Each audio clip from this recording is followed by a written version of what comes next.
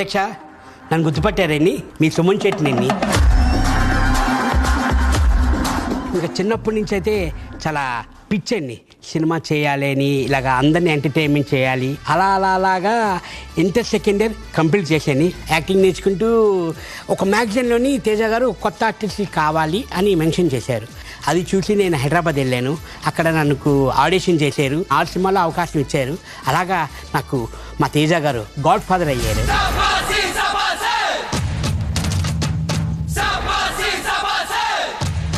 జైన్ సినిమాతో నా కెరియర్ మొదలైంది. దానికి నాకు బెస్ట్ కామెడియన్గా నంది అవార్డు వచ్చింది. ఇంకా అక్కడితోని సుమన్ కాస్త సుమన్ శెట్టి అయిపోయాడని. ఆ తర్వాత తెలుగు, తమిళ్, కన్నడ, మలయాళం, భోజ్పూరి అన్ని లాంగ్వేజ్లు చేశాను. దాదాపు 300 సినిమాలు చేశాను.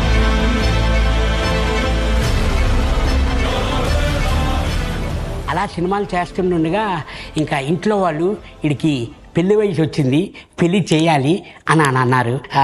అమ్మాయిని చూశారు, ఇద్దరం ఒకలో ఇష్టపడ్డాము, మ్యారేజ్ చేసుకున్నాము. రాను రానంటూనే చిన్నదో చిన్నదో రాములోరి గుడికొచ్చే చిన్నదో చిన్నదే. నాకు ఒక పాప, బాబు.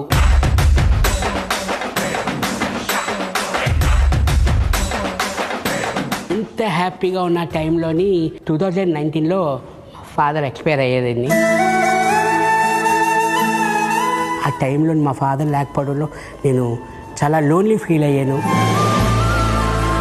బాధపడుతున్న టైంలోని బాధపడకమ్మా, ఇల్లు నీ కెరీర్ మొదలుపెట్టు అని నాకు మా మదర్ కూడా చాలా సపోర్ట్గా వచ్చారండి.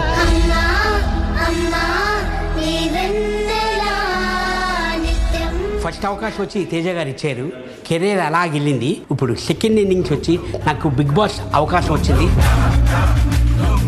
ఆ వచ్చిన అవకాశాన్ని నేను ఎలాగొదులుకుంటాను. బిగ్ బాస్ హౌస్కి వస్తున్నా, ఈ సుమన్ శెట్టి ఆటేంటో చూపించిపోతున్నా.